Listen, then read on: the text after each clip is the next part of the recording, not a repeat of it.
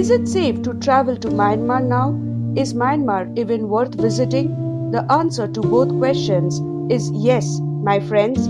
This country is a less explored gem of the Southeast Asia and is waiting to be discovered. Our first stop will be Mount Popa, an extinct volcano in central Myanmar, Burma.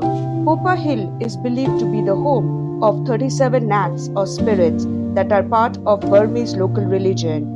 Spend the miles in association with Proniti Travel brings to you Mount Popa of Myanmar after enjoying some relaxing palm juice with Miss Mirror. Let's get going to explore this place. If you like what we bring to you, please subscribe to support and encourage.